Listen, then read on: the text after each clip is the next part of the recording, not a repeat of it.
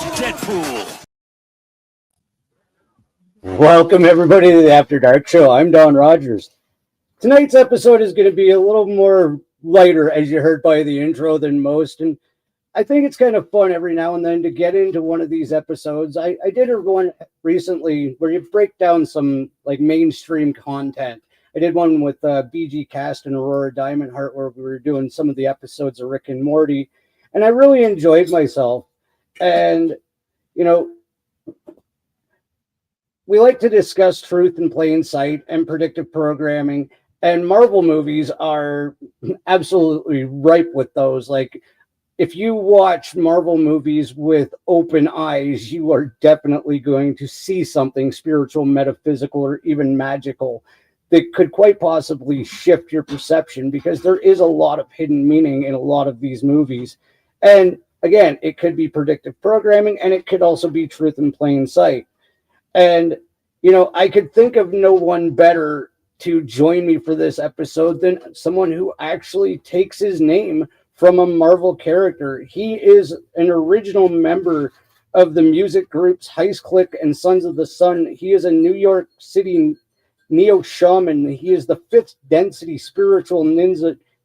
He is also the voice of the After Dark intro, and one of only 3 people on this planet that I call my interdimensional brother from another mother. And of course, my true friend, fearless Frank Master. Frank, thanks for coming back to that. Don Pool, thank you for bringing me back live on After Dark for such a glorious occasion. Absolutely. And like my ship brother, right? We were just talking before the show. Oh yeah, and it's true. Like, we have been on different realms together. Like, I know we've blah-blahed about this before, but like that experience when you went and had a nap and I had missing time and we both had an experience, that was one of those things. And like one of our first episodes, we contacted each other the next day, like, what the fuck did we say? Because it wasn't even us talking, it was our higher selves, and it was just pure channeled information for like 90 minutes.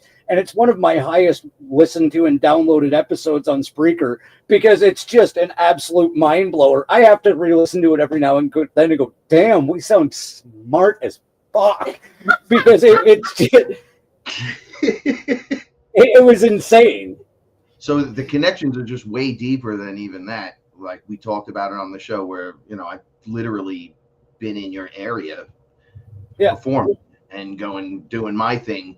It was almost like I was laying down in what is it where you could drop a pin on the mat, like a marker.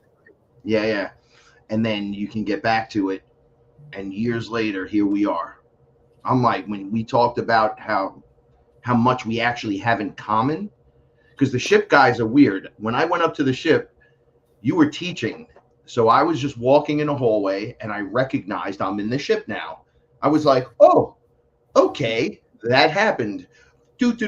I'm just walking like I know where I'm going. I go up to the keypad, I punch in some numbers, the door opens, and there's like 40 people in a classroom and you're teaching them.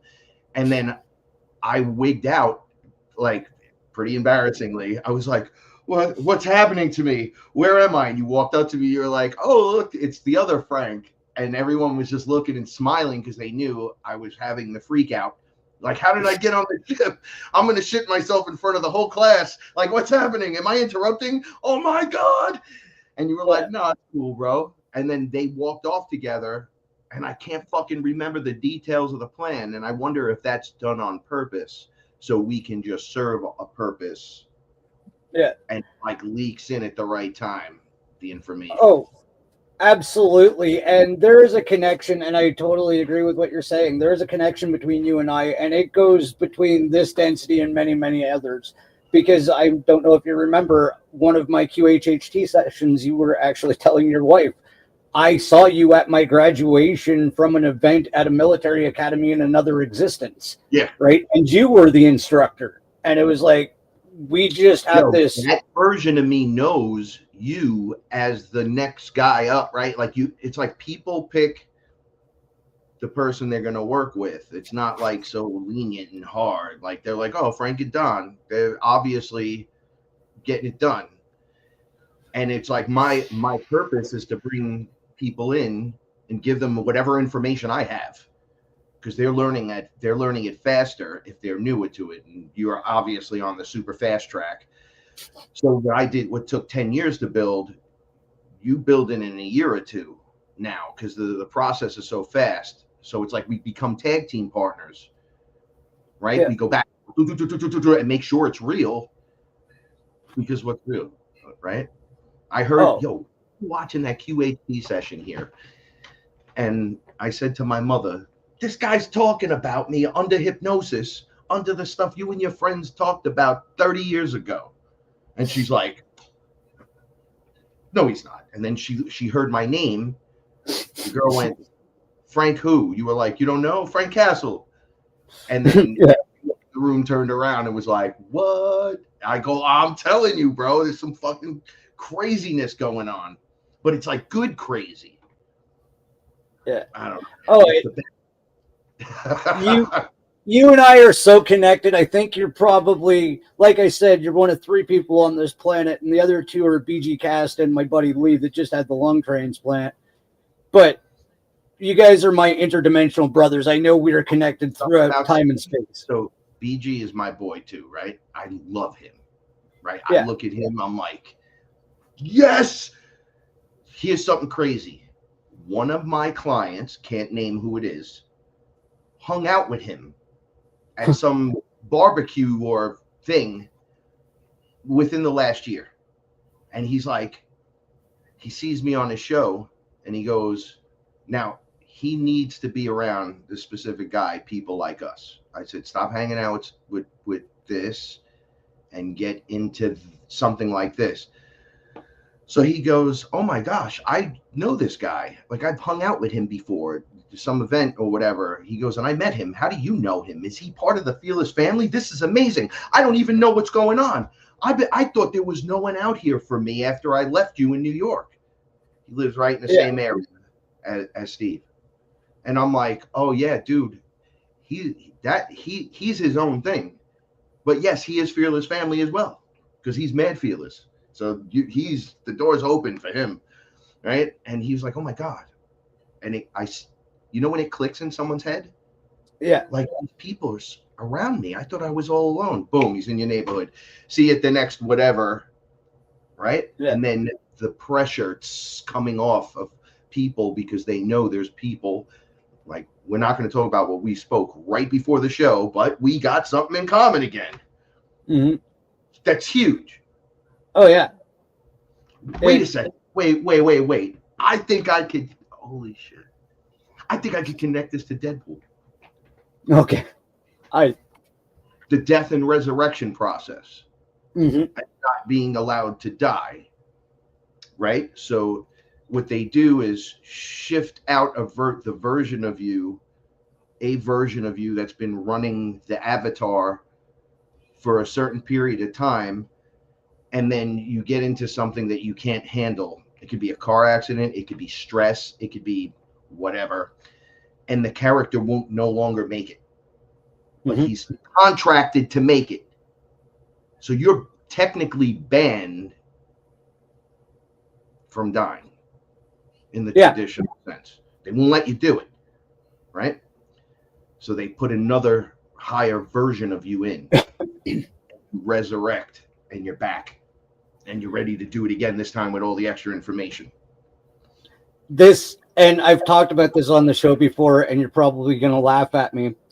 When Spinja and I first got talking about NDEs, I've actually had 13, and I can confirm death 3 times. And we're talking away, and I was like, well, how many NDEs do most people have? And she's like, none. I'm like, nothing, dude. You're not supposed to do that. I've been dead 3 times, and I've almost died 13 times, and I'm like, holy fuck, I'm Deadpool. Like Dude, when you put up that picture, when you sent it to me, I was staring at it in pure joy. He gets it. And then when you were like, well, that's what we're going to do on the show and everything, and I was like, how could I make that connection? And it just all clicked. And I was like, holy shit. So your near deaths, the NDEs, are all death and resurrection. You're literally playing out the process, whether it's metaphorical and physical. Like it could be the whole thing.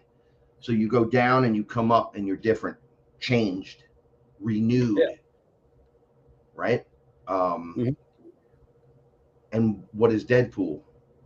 He's literally the embodiment of that. Oh yeah. If you don't mind, I have a little Deadpool something Yeah. that I'd like. Oh yeah. And I just want to say before we get there, you and Steven and Lee are probably the three people on Earth that, as an adult, I would sit down and play action figures with too. So Oh I'm just hell, putting that out there. dun, dun, dun, dun, Fuck dun, yeah. right, like a little Spider-Man wiggle, wee wee wee. I got them all over the place. I surround myself with that which will uplift me and help me transform, because I believe this is all about us. All the Yeah. character creations and the literal embodiment of the powers, and whether you're a mutant or a hero and you got your powers through an accident or whatever. People have accidents and they wake up and they speak 6 languages, right? And they can translate it openly. They all of a sudden have a knack for mathematics or understand their past lives. This can all be, or they're very patient all of a sudden. Patience is a superpower. I'll tell you that right now.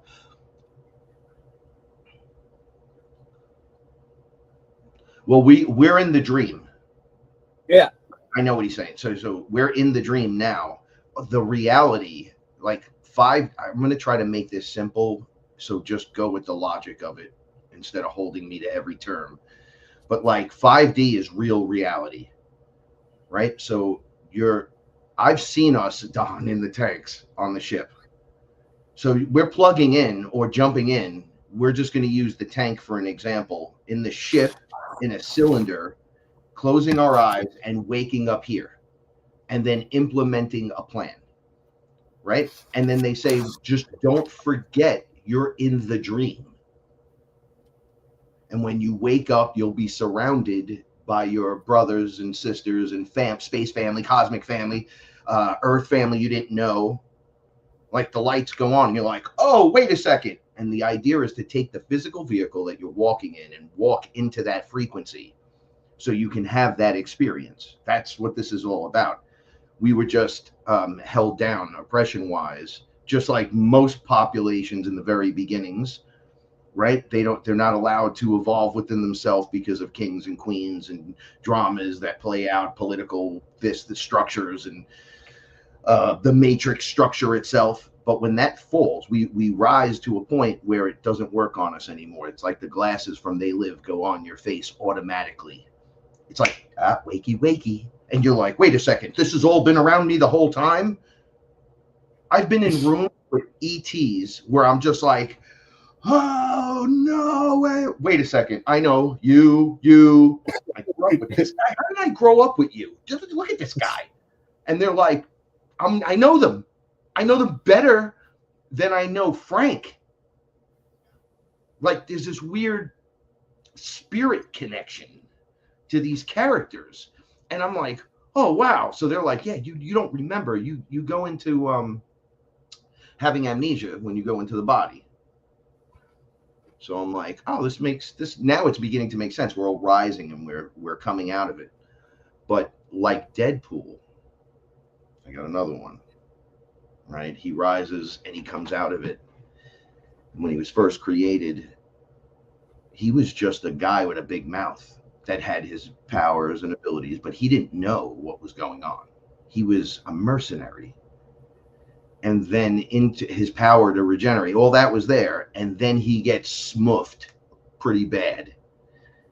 And when he wakes back up, he can now see that he's in a comic book and breaks the fourth wall, which is what you do when you sit here. Pretend you're looking at me privately, and I just turn around and go, greetings, angels, greetings, archangels. I really appreciate your help the other day. Now I can see up and down in density, so they come right in the room and surround me. So I react to everything going on, but you see nothing.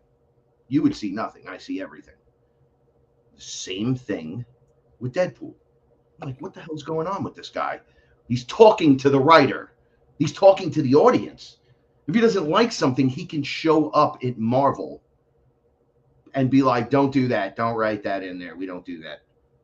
And then they send him back in and they're like, whoa, that's part of his ability. What are we doing? We're realizing we're in the dream and waking up and accessing all this new stuff that we can see that others can't.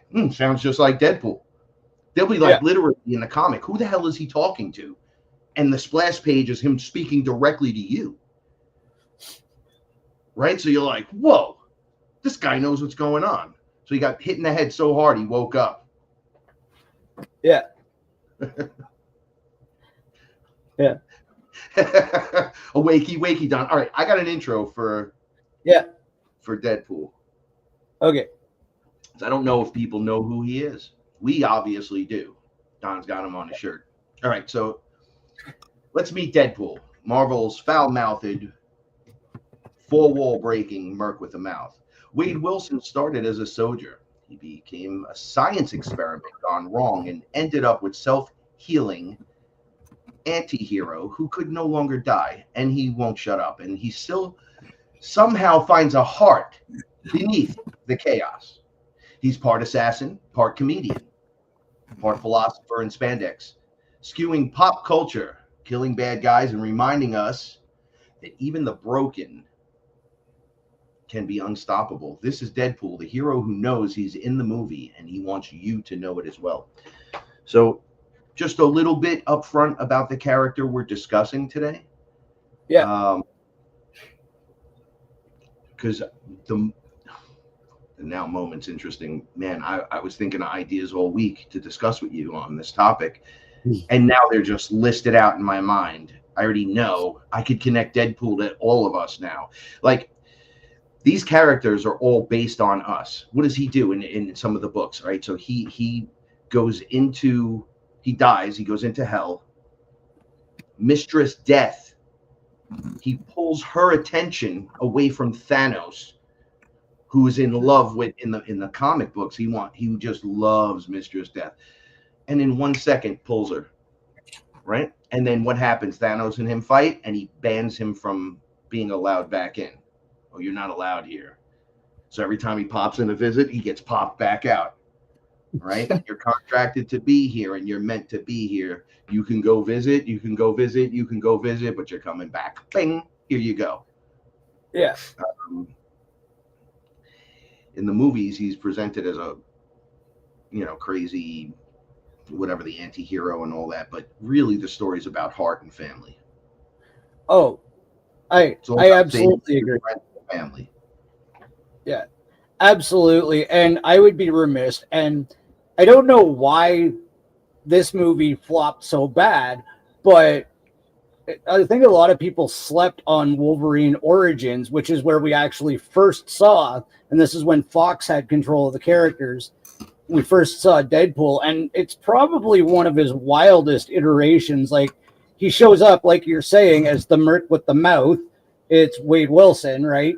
But then they end up giving him basically the Wolverine treatment. They inject him with the DNA of 5 other mutants and turn him into this, and so his mouth shut, which is like almost counterintuitive to the comic book, right? But it really is a very, because he's so powerful in that iteration. Like, he takes it to Wolverine and Sabretooth on top of the nuclear power plant, and he's like whooping their ass until they get the better of them. So like, it's a strange thing. And then what I thought was interesting is, like, okay, spoiler if you haven't seen the movie, you think he's dead at the end, but then you wait for the typical post-credit scene, and not only is his head still alive, his mouth is open, right? So it's like, is that the Deadpool that went into the Marvel movies that Disney did, right? Is that the Wade Wilson that reincarnated himself? I don't know. It might not be canon. It might. He goes back and attacks him and kills him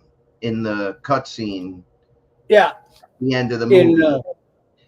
He takes out Ryan Reynolds' Green Lantern. So he's like, we're not doing that. And then he goes and takes care of that one. Yeah, he's like, don't worry, it's just me visiting. That's the multiverse.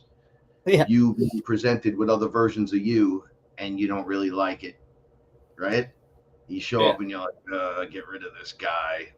So he just handles his business. He even goes back. He's standing in front of the Hitler baby, and he's like walking back and forth, like, I'm gonna do it. I can't do it. It's a baby, right? So you don't know if it goes through with that. Yeah. Yeah, most interesting character from. I was reading comics before he was a character, into him becoming who he was, who he became. And we always thought as comic book readers, he was kind of weird. Like he was great when he first showed up. Rob Liefeld created this guy, and that guy could not draw feet, which was funny. But he created him just to be a nemesis against X-Force, right? And a new writer gets him on the next. So they get rid of Rob Liefeld. He's like literally out of Marvel, I think, at that time. And they bring in, I forgot the guy's name they brought in for him, and they turn him into this character. And it becomes an overnight success. We all start loving him. What is it about him that draws us to him? Is it that he looks like Spider-Man a little bit, but he shoots the bad guys like the Punisher? What is it that draws us to this character? Or is it the fact that he has had so much trauma, and the comics, regardless of how crazy it plays out, is him regarding his trauma and how he has to fix it, especially when in the comics they cut him in half, and the other half, one half of him runs away and becomes another Deadpool and starts doing all this stuff in his name. And for like a year, he's like chasing this guy through everyone's comic. He's going crazy, and they're like all chasing him, thinking it's him. So when he finally gets him and takes care of business, he gives you the whole speech on how it had to be fixed because this, and it's just like, oh, this guy's so traumatized by everything. That's why he's this ridiculous, and then at the end he'll give you the breakdown. And I think that does something to our hearts, knowing how traumatized we are, right? And that's actually something that I wanted to get into with the first movie. And there's a lot of Easter eggs in this movie, and I didn't even have time to write it. But this one gets a little closer to the comic as opposed to Wolverine Origins. But I did love this little thing, like that right there. I was like, there's a throwback to Origins. And like even in the comic books, they talk about how Deadpool's regeneration is because of Wolverine's blood, right? Well, in the first movie, they actually give him the serum when he meets Ajax. But if you look at the serum, it's got blood in it. Right? So that's kind of a nod to the comics too, that they're okay. Yeah, we didn't go full to the comics, but they at least tried, I think. When you showed me that, I'm like, oh my God, they changed his DNA too. Literally in like what would be an induction scenario, except he said okay to it, where they lock you in, they do all the tests. That's frightening. And that people have that too, that connection. And that's what I really wanted to get into when you were talking about trauma, is this is one of the major secrets that Marvel or Disney hid in this movie. And it's something you and I both know. Trauma is the key to your evolution. You have to process, transmute, and deal with that trauma, right? Just as much as Wade Wilson turns into Deadpool in the hyperbaric chamber. You know, this entire existence and the traumas that we have to process are the keys to our evolution, right? When you put yourself through that hell and deal with the shit and pick the scabs of the trauma and fucking get through it is when you start to evolve, right? It's literally right in your face that there's a key fundamental life hack is deal with your traumas to advance your evolution. Yeah, if you deal with it head on and responsibly, with great power comes great response. Um, you change into, you evolve into the next version of yourself, and each one of those is a step on the spiral staircase in the ascension process, right? So art imitating life. Dude, I mean, when I look at, I used to talk to a lot of these guys, and my brother was in the Red Cup Review, and he used to talk to a lot of them. Some of them are aware that aspects of this stuff is in it, but when they're writing it, sometimes they don't know. Maybe a higher version of them knows, right? And that's why it's in the story to begin with. But they're like just creating the ins and outs. Oh yeah, this will sound good if it goes like this and whatever. But it imitates the reality. Yeah. And William just popped on his mom's account there. He's actually sitting here because he absolutely loves listening to you talk. Hey. They explained in the first X-Men that mutations are often caused by high stress levels and traumatic events, and that is absolutely true. How much of your life, how much of your evolution, how much of the badass that is Frank Castle is because of the shit that you've been through, fought through, and are still standing from, right? Yeah. That's what made Frank the fucking Tank, is all the trauma that you had to roll through. Dude, so for 10 years, no, let me see, I would say 9 years of ayahuasca and mushrooms, there was never one experience where I didn't have to heal some kind of trauma. Right? And then after what I just tell you right at the beginning of the show, and then after what happened, we'll talk about this on another episode, but like I had an event happen to me and the whole world changed. Yeah. Now I'm this character. I'm like, what's happening here? Right? You transform into the event within yourself, right? And what does he do too? He heals. He heals from all wounds, right? What's your higher form supposed to be able to do? Heal thyself. Yeah. Right? Of course, these are just fantastical versions of it, but on the baseline area, it's literally us. Each character just happens to have a little bit instead of like the whole thing, right? So each hero has something that the light body being that we're supposed to evolve into literally has in them, just like in the X-Men. Except in the X-Men, you start, let's say you start with telepathy, right? You wake up one day, you can read a thought, but then as you're unlocking in your ascension process, it becomes telekinesis, right? And then it becomes self-healing, and then you become like Wolverine. You're connecting to nature, right? The eye beams, I've talked about this on my show. So the Cyclops blast or concussive blast from another dimension, and his eyes are portals. So when I transmute things, demonic entities, thought forms, or whatever, Hanuman showed me, and so did Shiva, they do the same thing with their eyes. And so does Superman, except his is heat vision. But they look over, the beams come out, and then it's just annihilation of whatever you're transmuting. It's like a fierce version of it. And I'm like, oh, that's why they're afraid of you guys. They're like, just your eyesight can do that at that level. So you're just walking through walls. Well, where have we heard? Well, wait till you hear. It's not even real, this place. It's being held together by us. So when you decide you're finally ready to walk through the wall, you'll be able to do it. So these are all components of us on the ascension process. Weather manipulation, magnetism. You're a giant antenna magnet. Magneto's you. It's everyone that's paying attention, that grounds in and meditates and brings to them what they wish.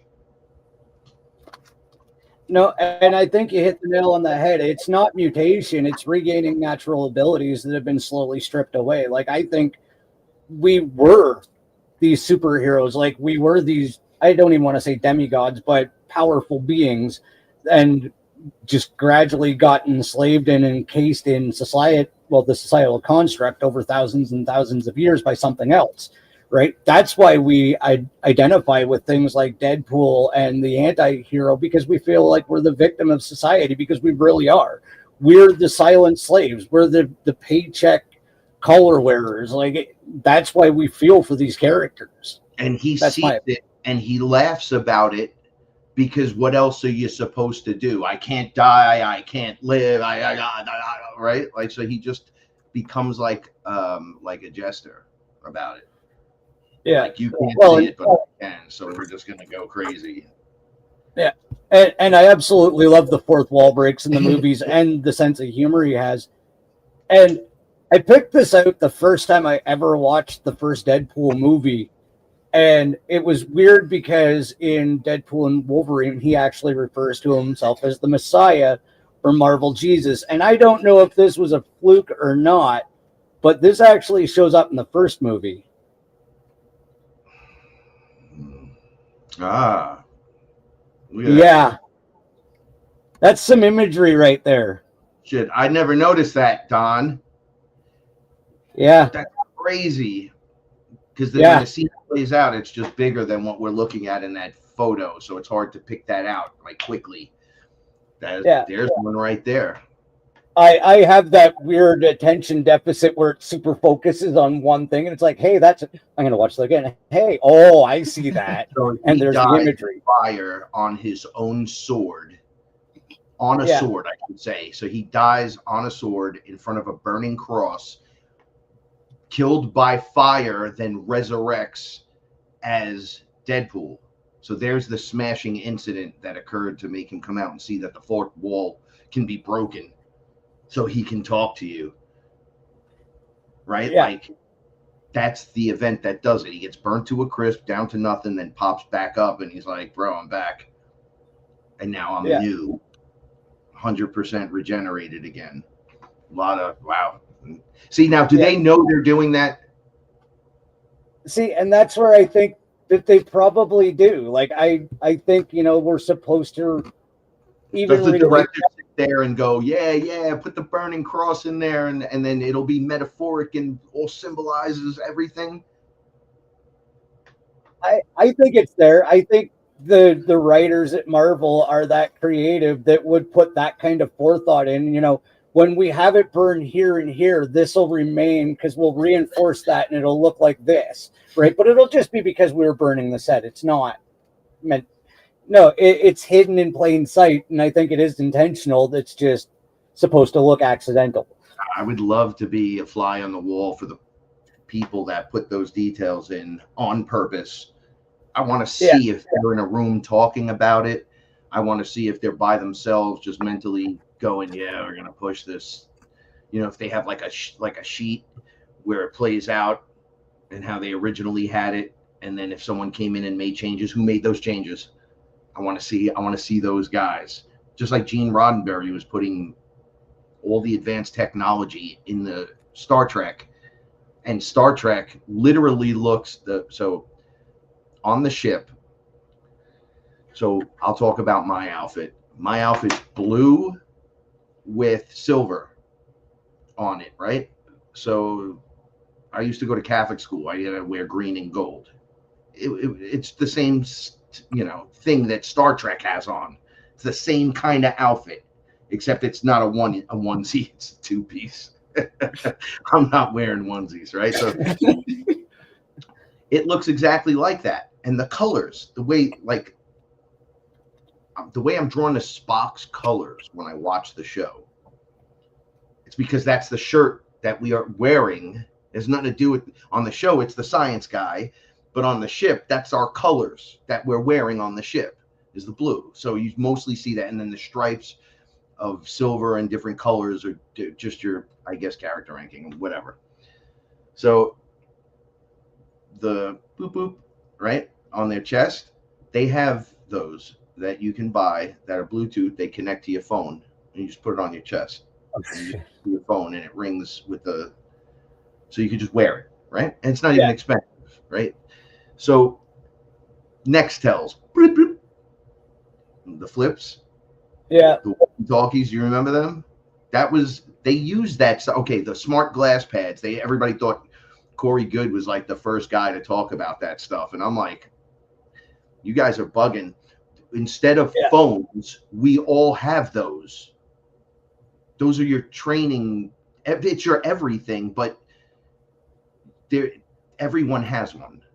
It's not like new iPhone. We got to go out and go get it. No, it's this one thing. It has everything. It connects to everything. I can do boop, bring up Don, boop, bring up what is a reptilian. I could turn the knob up. It'll change the whole room into a hologram, so you can learn whatever it is you're trying to learn from that perspective. Or you could shrink it down and have it play out in front of you like a hologram in Star Wars when they're playing chess. That kind of thing. Where they use that too in Wakanda, right? They have the beads in their hand. It just comes up 3D. And I'm like, that we have that on the smart glass. We just call it smart glass because we're human. And we're like, oh my gosh, the craziest thing. That's everyone has that in that letter or that frequency. It's just part of the deal. And it doesn't emit terrible EMF when you hold it. Yeah. And you can do whatever. There's so many things you can do with it. It's not even funny. So, you got me thinking about it now too. Like the more we're talking about it, because a lot of times, like I'll just talk to my wife about it and she has different experiences. But when we're having similar ones and you discuss it, it's like opening doors and remembering how to use the device. Right? I remember under ayahuasca when she was like, activate this. She just handed it to me. And man, I did all kinds of stupid things. I was hitting it on my head. I was going, open up, Shazam. And then I just went and I turned it and the whole thing came on. And she's like, whoa, I turned it like all the way up. And it was like, put a hologram in the room with you. She's like, you got to be careful doing that. What if you project it underwater and then your body thinks you're underwater, even though you're not? Right? Like you can trick your brain. You're still Frank right now. You're not superior Frank. You're just little Frankie. And I was like, oh, look at that. And she's like, yeah, you don't want to do that with dinosaurs and stuff. You need to stop. And I tuned it down. I was like, oh, wait, I know what I'm doing. I was like, wow, you could do a lot with this. You can create music with this.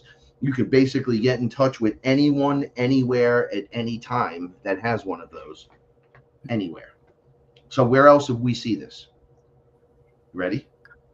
Where else do we see this, Don? Star Trek.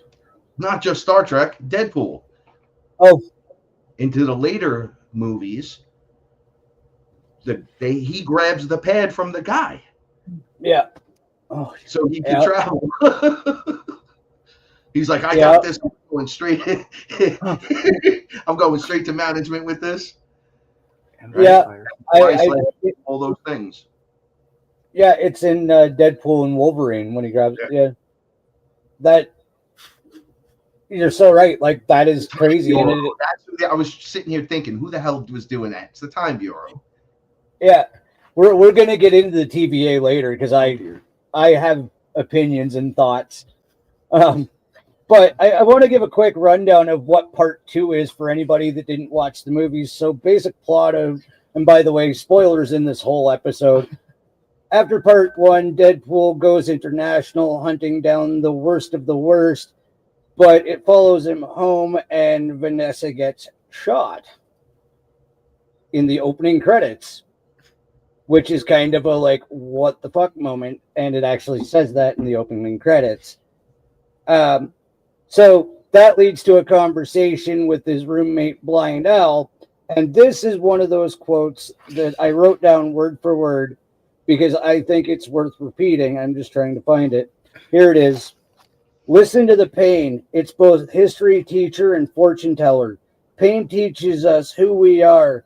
Sometimes it's so bad we feel like we're dying, but we can't really live without dying a little.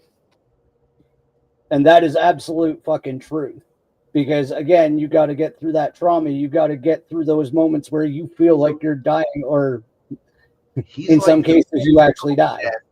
Representation of what we do by shedding the trauma layer, by facing it. So instead of dying, we die inside. and we're reborn again inside, where he will just take the death physically and then pop back up and take care of the trauma, and then in a cycle.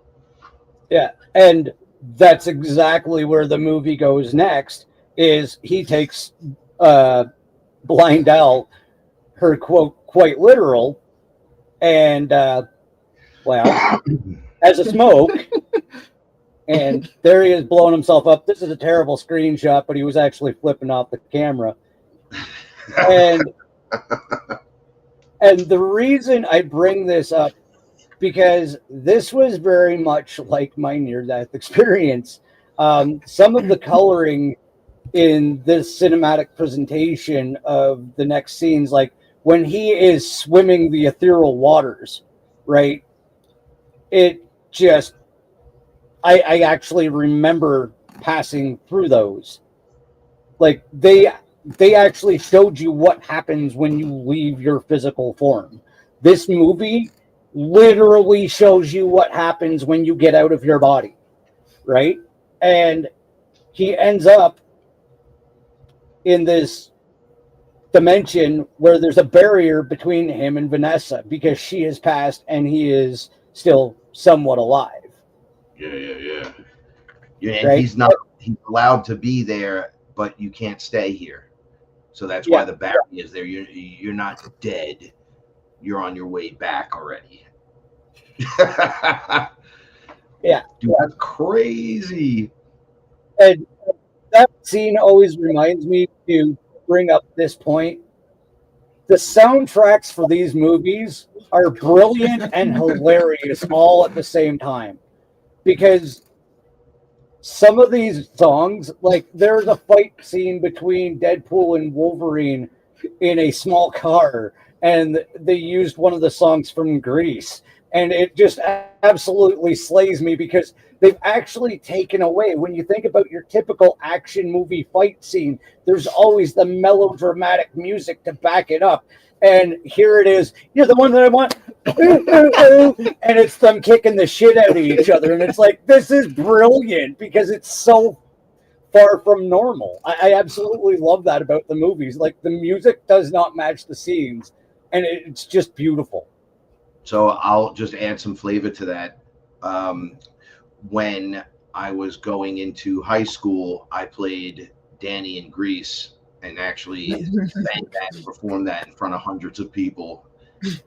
And we did the whole Grease. It was a whole thing. It was like a play that we did. So when I heard that go off and they started fighting in that, I was like, oh, look at that.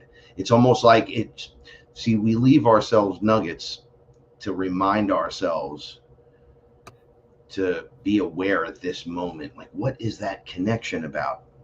What is that? And when you look into it, you begin to see it, that you've been telling yourself the whole time. This is why we become somehow magnetized to the characters that we like, right? There's reasons why we're activating perhaps that part in us. And with Deadpool would be like trauma healing, and then actually healing from the damage. No matter how ugly you think you are, you will fix it. You'll fix what you need by changing on the inside, because he has to come to terms with everything. Absolutely. And she, even when he's there, she can't tell him how to fix it, but she's acting almost as a guide. Yeah. And I actually think that's what our guides are, because each time he passes, in the first one that I tell me what to do. Yeah. And she just looks at him and says, your heart isn't in the right place. Damn. And I think that's absolutely relevant, because I think if your heart isn't in the right place, you're not going to pass through that next layer, because this actually turns into more of a question than anything. Do you think even in death, we create our own next conscious reality with our thought and what happens? Because, like, Spinja and I have been talking about this, like, your perception of what's going to happen to you after you die most likely creates what happens to you after you die, right? Because that's the way our reality here works. What we think will eventually create if we truly come from a place of authenticity. If we believe something when we die, like I'm going here, you're most likely going there. Do you think that's right? It works that way, but I seen that on the other side, that's all self-imposed stuff. So it's almost like your higher self allows it to go off laterally to do these other things. So if you believe in hell and you believe you're going to hell, you wind up in a hell place or a hellscape. But what I witnessed was a line, picture a giant lines, and then people just agreeing, like as if you were to go out to eat or go into a haunted house, and then dipping yourself in this darkness. Everything's lit up, and then you're like, oh, I'm going to go in this box, and then when you go in, it simulates a disconnection from source, that he left you to go to hell, and it's only a dip, boop, and then you're like, all right, I'm out. But to the character that took the dip, it's an eternity, and it becomes up to you at some point to choose your way out. When they presented me with the hellscape, because there was no devil in hell and none of that stuff, they were like, no, it's self-imposed, but there has to be an area for you to go inside the holographic matrix. So I said, oh, so you're back in one of the holograms again. They're like, everything here is a hologram. It's just layers and stuff. So they put me on my knees in a hellscape under ayahuasca, and I looked up, and the whole place was burning, and the people were shoulder to shoulder begging for help and reaching up like at a concert. Like, I'm like, who are they reaching to? And I saw what looked like the robot from Star Wars that Han Solo shoots in Empire Strikes Back, the droid with the hanging tentacles.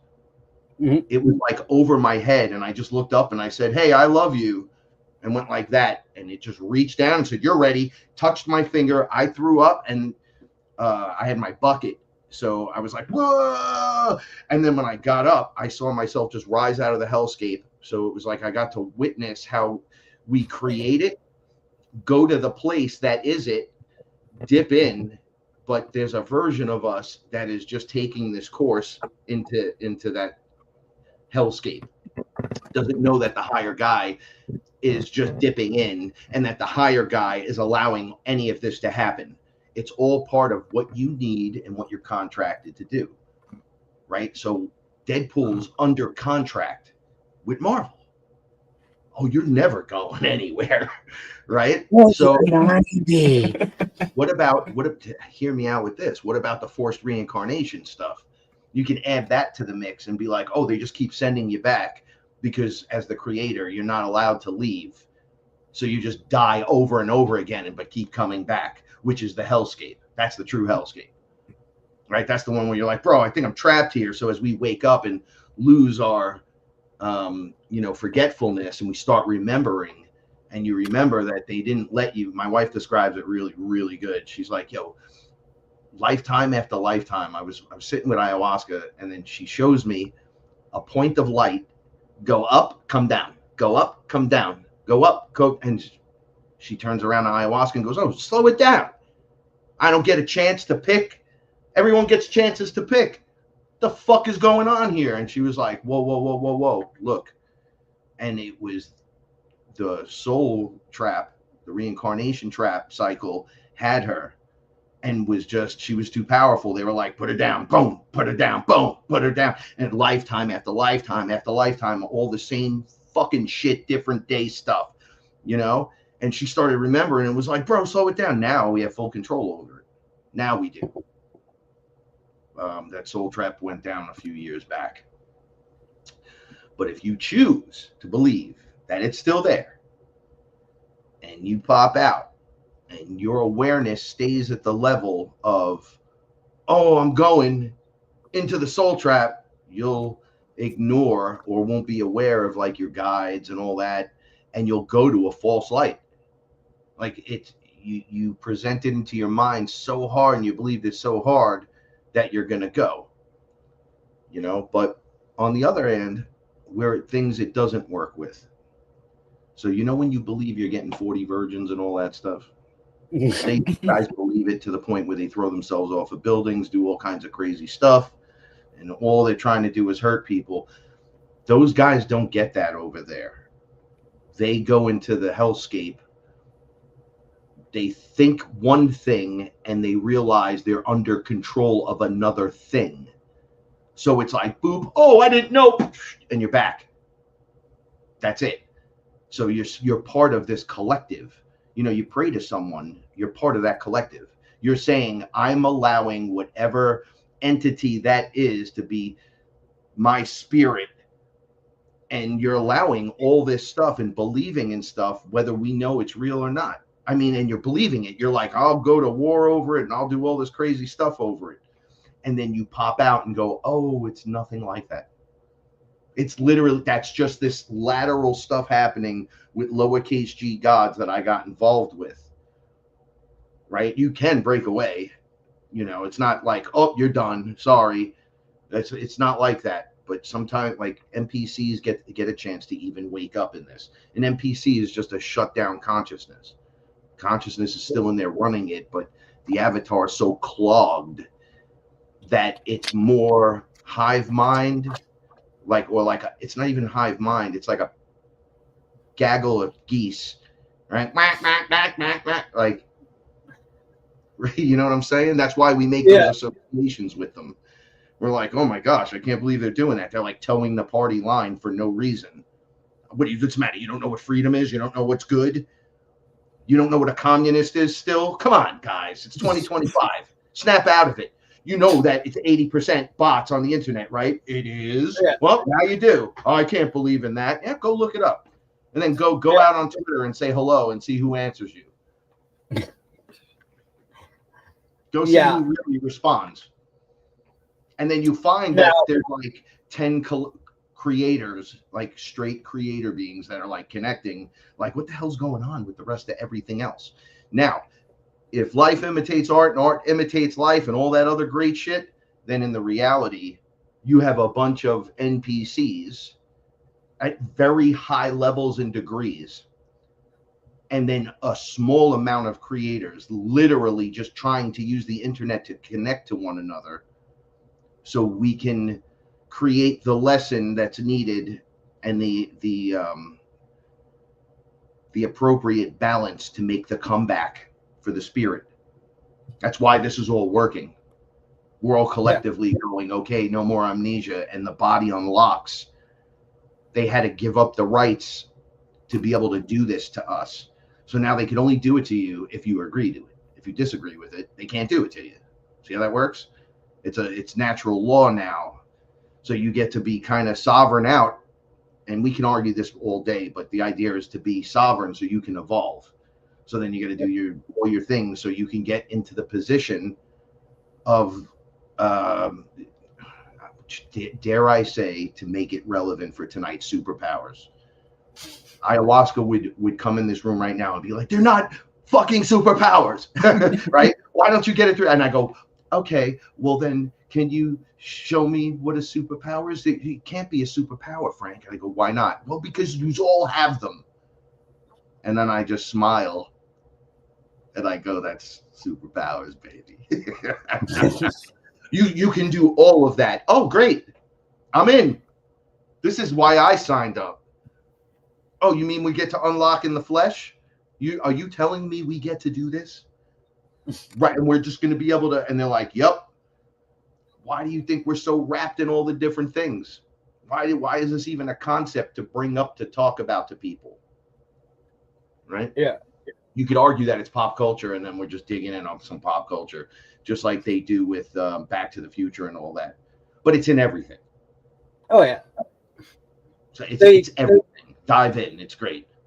they even nod to Back to the Future in the X-Men or in the Deadpool and Wolverine movies. Like, there's the song from Huey Lewis in the news when he's skipping through all the dimensions, but it's like, really? You guys went there? I see what you did, but thank you. That was awesome. Yeah.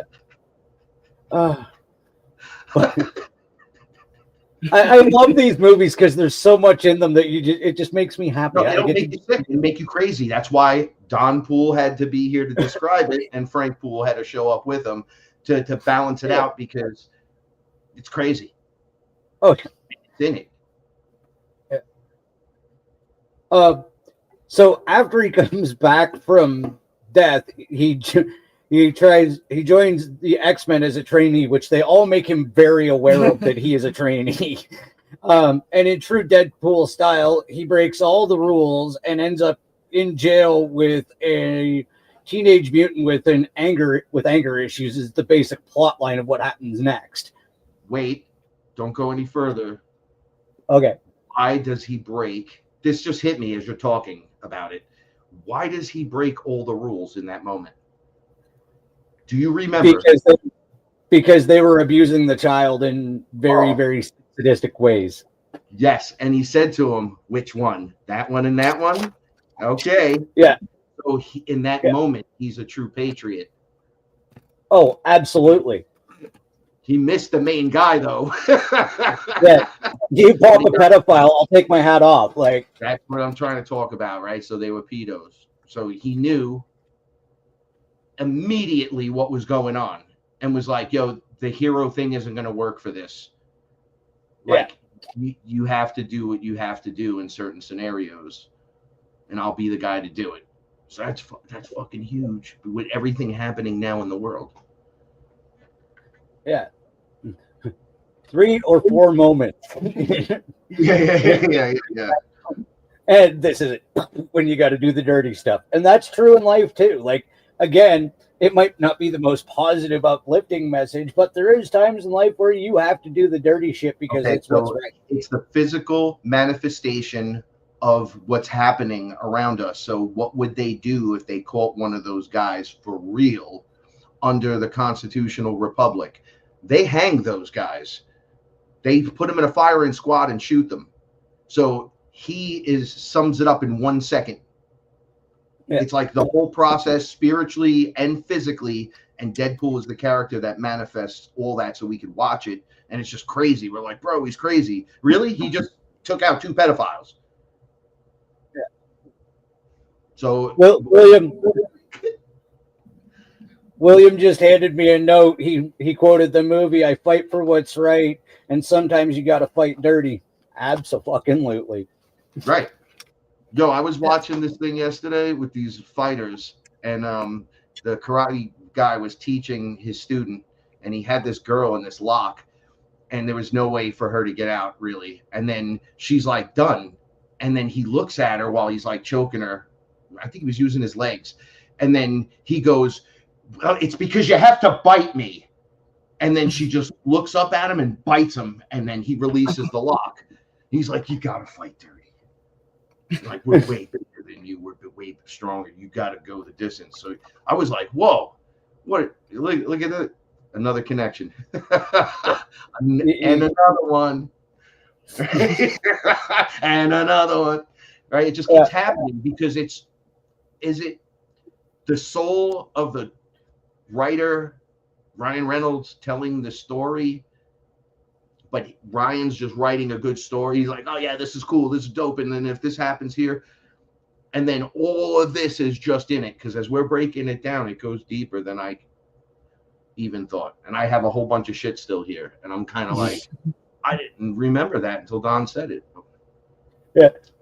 Well, I don't want to hog it because I still have a bunch of shit too. But if you want to bring up some of yours, we'll jump into that too.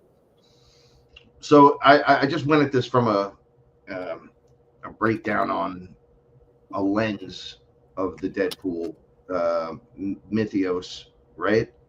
And from a shamanic perspective. So Deadpool is like the wounded trickster. It's like a trickster shaman. He works the thresholds between life and death, hero, villain, audience, performer. Uses humor like a ritual, regeneration like alchemy, right? So he's like his own little wizard character within all that. His regeneration is not just physical healing, but a spiritual reclamation, reclaiming your identity. Scars are now celebrated rather than hidden, right? Because you are what you are. You are what it is. You're Deadpool, right? Like, so it comes forth like that. The fourth wall breaking equals breaking the masks of reality, acknowledging the illusion, inviting you to be aware, more aware now of your own story. So it's very important that your awareness is key. He becomes aware of the whole thing. That's literally why he acts so crazy, is because he can see you watching him. He knows, like, if he just looks up and pays attention, boom, there you are. He'll be like, wow, you see this? Oh, this is what's going on. So under all kinds of plant medicines, you would be breaking the fourth wall the whole time, while somebody that would just be sitting next to you wouldn't see shit. And that person that's sitting there going through that is swearing on their mother's life, the life of my children, that ayahuasca came in the room and was talking to me with all of you there. You didn't see her? She was beautiful, and she was and we did all this stuff, and it happened. It felt like years, but it was only a small amount of time comparatively. You didn't see that? No. What are you, crazy? There you go, Deadpool. That's how people react to him. Who's he talking to? Who's he talking to? What is he talking about? Who's he looking at? What is he saying? Why is he always talking? He's surrounded at all times. You can see the whole thing happening. You'd be a little creepy too. Absolutely. And you just made me write something down, and there's two things to go there. I love the part where there's a fourth wall break within the fourth wall break, and it's like, what, 16 walls? And that was an absolutely epic moment. And what you were just explaining there is like, that's the approach. Like, we know what this reality is. We know what this experience is. We need to start trying our own fourth wall breaks with this reality. Start talking to the audience. I said this on a show with somebody else the other day. It'd be a damn shame if nobody's observing this, right? There has to be something higher watching us, and maybe we're supposed to break the fourth wall and talk to them more openly to get the universe to do what we need, right? To adjust the plot of our own movie, right? Start breaking your own fourth wall. So I'm going to add now, oh, this is awesome, to this, my own fourth wall break moment, which is why when I talk on my podcast, I say everyone's watching all the time. They're always watching you, even when you're in the shower, in the bathroom, whatever. They're not paying attention to what you're doing. They're just there with you. And there's those that are in the onion of the frequency over each other. So I ate mushrooms. This was just a few years ago. I went out into the backyard here. And when I went out in the backyard, there was a blue bird being, an avian being, but he was like a little taller than me. He wasn't too crazy, but it was dark in the backyard. And I said, how long have you been here? And he says, I've been here the whole time. I've been waiting for you to see me. So then I walked down to meet him, and I'm looking at him, and I'm like, oh, I've met avians before. They were way bigger than you, though. And we had a discussion, and it was a bit of personal stuff. And something in what he said triggered me. And the whole backyard was just concrete and a metal garage. And I just turned from him, and I go, and I pull back what looked like the hologram, the reality, and sitting there in rows, almost like at a theater, were all these ETs. And I just looked at them and I said, do you believe what this motherfucker traveled all the way to here, this dimension, to say that shit to me? And then the guy in the front, they were all like shocked that I pulled back and was looking at them. I'm like, oh, I see every one of you. But then I was confronting them, like, what would you do? And then the guy in the front says to me, well, why did you do that to begin with? And then another one said, wait a second, why do you brush your teeth 3 times a day? And I go, that has no relevance here. And he goes, but it's a question. And I'm like, oh, you motherfuckers are just watching all day, all night. They're like, it's the best show in all the universes, is watching you guys about to transform. Straight up. Yep. We have family everywhere mixed in there with you, and we're watching the dramas develop. So that's like breaking a wall, because I'm sure no one else saw the blue avian. And then I go confront him to talk to him, break another wall, and show that everybody's watching the show. And then confronting them individually and going, why do you think he said this? Why, to me? Like, I pulled one of those moments, and they were like, yo. And then they all had questions. And I'm like, all right, I'm here to answer your questions a little bit. But they were all nonsensical bullshit. And you begin to learn, like, oh, that's 16 walls. Yeah, well, imagine arguing with yourself, all the different versions, and there's a couple of versions that you don't like, right? And you're like this asshole right here, look what he does. And you're like, whoa. And the camera flips, and it's another version of you that doesn't shower. He grew a beard out to here. He has birds coming out of his hair and bird shit on him. And you're like, who the fuck wants to be like this guy? And they're like, yeah, but he's happy. The next guy. Right? Just like searching for Wolverine, the right one, the replacement Anchor Beam. You just keep turning the fucking knob until the right one shows up. Yeah. And since we're on the topic of time travel, after he comes back and he gets into jail and everything, we see Cable, and this is when the whole time travel stuff starts. Which we will get into the other in Wolverine and Deadpool, because there's a lot more of that in that. But this was kind of funny. Oh, you got Cable. Let's see. That's dope. My favorite, by the way, one of them. So we see him jumping time, and that looks an awful lot like a portal, right? So he comes out and he meets these two rednecks, and I'm actually, William, before you go anywhere, this one blew my mind. You know me so well. Do you know who this redneck is? William, go ahead. That's Matt Damon. I was about to use the chat. That's actually Matt Damon. Like, he was, I did not know that. him as like a name from another movie he was in or something. But yeah, that's Matt Damon. Yeah, William actually told me that the other day. I was like, get the fuck out of here. He's like, no, really, it's Matt Damon. And yeah. That just blew my mind too. Yeah, like I was like, what? That is some great makeup. Now, the whole Cable character reminded me of one of your experiences with the time jump and stuff. And not just that, you've told me a story about getting smoked in the head with a weapon that sounded an awful lot like one of these. So picture it without the scope and without the handle. So it's just like a big rod. And on this weapon that Cable uses, they have the knob to turn it up to 11, right? Yep. Right? Okay. That's what they did to me when it stopped working. I jumped back into my body because they came in my room, they turned it on. I talk about it looks like the Ghostbuster stick with no backpack or nothing. He just like pointed it at me, and he hit me with sonic frequency or something. And I popped out of my body, and my body hit the floor. I didn't even know anything happened. I literally didn't know. You don't feel it. You're like, whoa, wait, what? And my body was on the floor. I tried to go back in, so he just pointed it at the body and turned the lever up. It was a knob. He just went doo doo doo, and I couldn't get in. It was like shielded, too high of a frequency. I don't know. And he started telling everyone there, don't pay attention to him. He can't hurt you. He can't affect you in that state. So you just hold it on him until he's gone. And then they don't know when they find him what actually did this to him.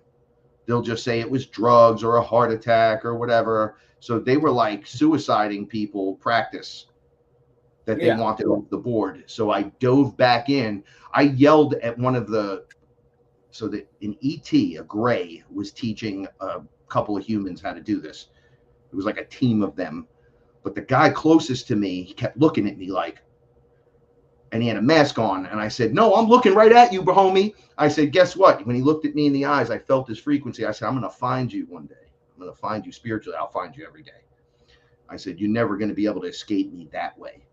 I said, but you working with him, doing this to your people. And he was just like freaking out about it. And they were like, stop paying attention to him. Stop listening to him. The ET was yelling at him. And I dove back in my body, and I jumped up. Bah! And I was in my body again. And I was like, yeah. And they were standing in the room with me now. And I went, I'm back. I'm like, let's go. One of them hit me in the back of the head with something, a weapon, I'm assuming, dropped me to my knees, and he cranked this, the ET cranked this thing up with the knob, and I just looked up at him, and it did nothing to me. And I just stood up again, and they all bounced. Everybody was scared. My wife came out screaming. She's like, what's going on out here? Like, it just turned into people running and jumping and let's get the fuck out of here. I'm like, holy shit. They're doing this to everyone on this block. That wasn't just my incident. You're getting half the story, but yeah. So he's running around with a weapon that can frequency knock down the juggernaut, which is the immovable object once he starts moving. Yeah, which we end up seeing later during a pretty amazing fight scene in Prison Break.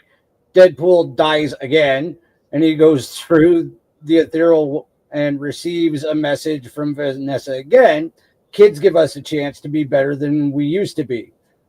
And I think a huge message here is to help the next generation so it may be a bit easier. And I mean with things like the shit that you and I understand, right? If you and I were to affect the next generation, well, I already am. I can sit and have these conversations with my 17-year-old. Do you know how friggin' dope that is? I'm affecting the next generation because I'm not sitting there going, oh, he's just a kid. He wouldn't understand it. And I look at him and go, hey, dude, do you know that this is a biomolecular construct that's held together by frequency and tension and like vibration? I and wish he's like, you would have said that to me as a kid, Don. I would have been like, yeah. They don't understand. I'd be like, bullshit. They get it. Kids get it. Oh yeah, like, and that's just it. We dance around it so much, like, oh, they won't understand. They're not mature enough. Tell your kid. I've been on my own since I was 15. You can turn a kid into an understanding adult pretty damn quick. Sure. Don, I told you, I went out with all my friends one night. We were at the table, and I go, you got a plumber, sanitation, this guy. So we all come to each other with problems for that stuff that we do, right? Well, I'm the spiritual guy. Not one of you talks anything about any of this. And they looked at me like, maybe you don't belong here, Frank. And I'm like, see, nobody meditates, not even for a minute. Well, I go, what are we doing here on planet Earth? Are you a human being? What is a human? And they're just like, all right, we've had enough of this guy, right? But William is literally in on the conversation. So he's smarter than, it doesn't matter what all these people accomplished in their life. He has more knowledge than they do at 50, at 17. And I have to go. So proofs in the pudding. Thanks. He just said in the background, he's like, yeah, and I have to go to public school. I feel so. Don't worry, it's changing. Things are going to change. You'll already be graduated. He's almost done. You know what's hard about being the smartest person?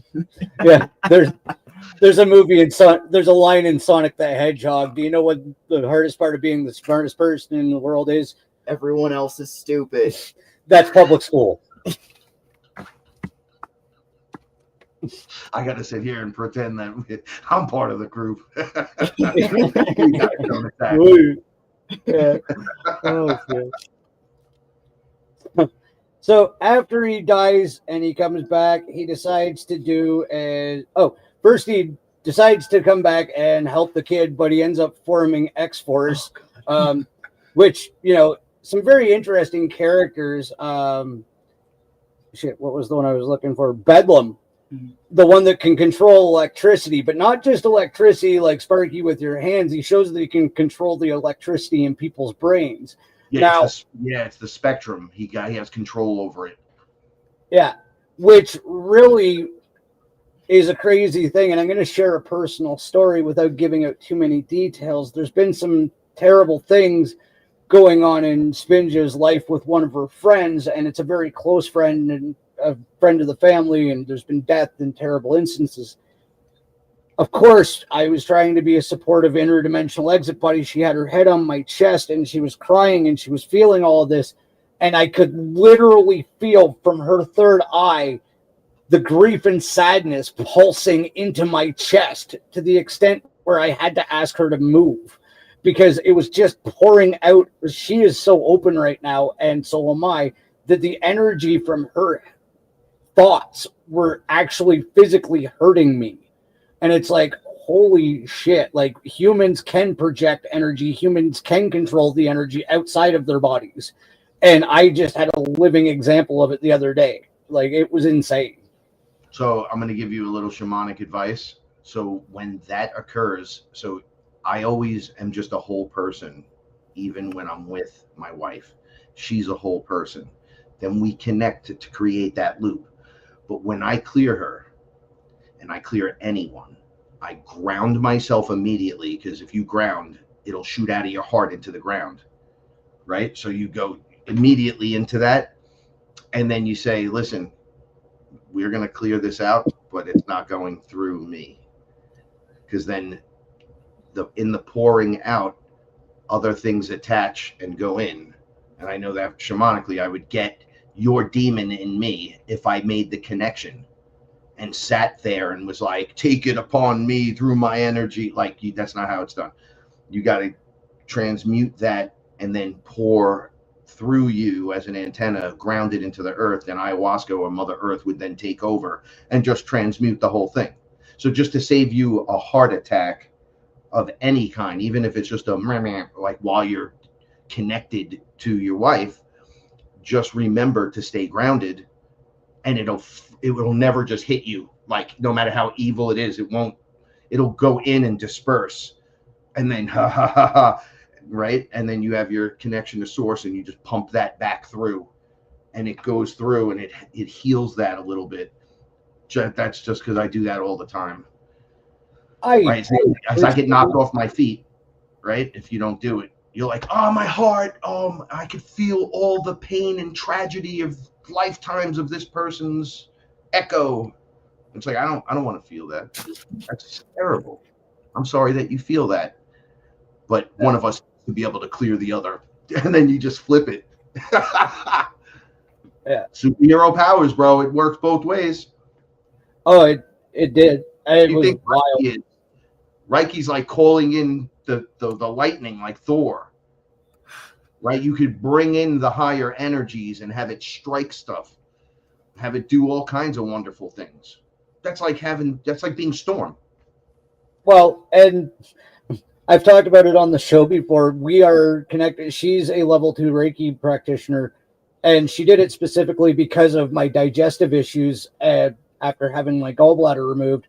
And we call her the fart whisperer, because I have terrible indigestion where it actually is like crippling pain, and she can move the bubble physically to where it becomes gas, and I end up passing gas, and we end up having a laugh about it. But like, we are so connected, like, she can sit there and barely touch or not touch at all, and like push the gas from like my sternum down, because I get this inflammation of gas, and it just pushes on everything, and she'll like just calm it down. She even talks shit to it, and it's hilarious. Like, if you don't have a point here, get the fuck out, because all you're doing is hurting him for no reason.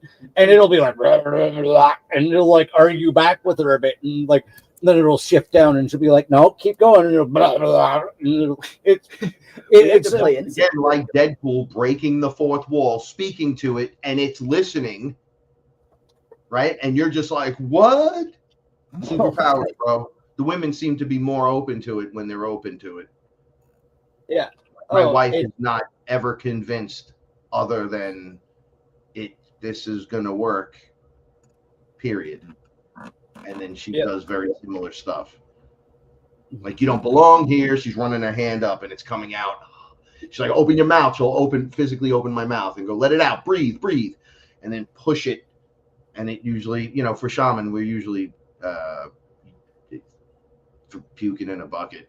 I don't know a better way, a nicer way to say it. You just keep your bucket with you when you're doing it.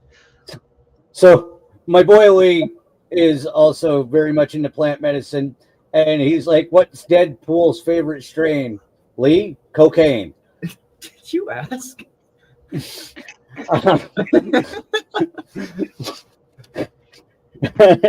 Writes down.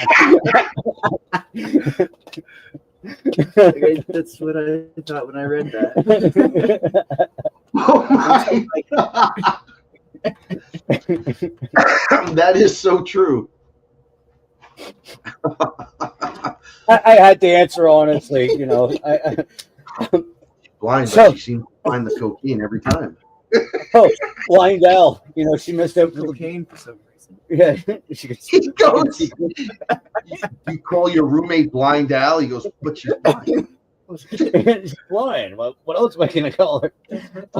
Look on my face. So- How sad I feel. So after he forms X-Force, which ends terribly with a skydiving accident and everybody dies, spoilers, they end up getting in a huge battle and the prison break, and Juggernaut rips him in half.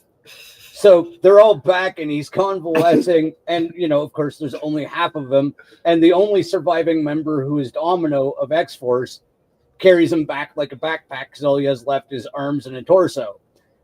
So we see Cable again, and this is probably one of the funniest damn scenes in this movie. He's just shirt cocking it. And I could watch this scene over and over again because it just kills me. Like, you know, they talk about his baby hand in the first one, and that was absurd enough. But when they went this far, I almost pissed myself laughing. And the amount of double entendres about his package being tiny too, just fucking the icing on the cake. Like, you can even see Domino in the background here. She won't even look at him, right? Because he's just shirt cocking it. Like, it's just angling below the shirt. We all know it. And they're all trying to keep a straight face. This was a fucking hilarious scene.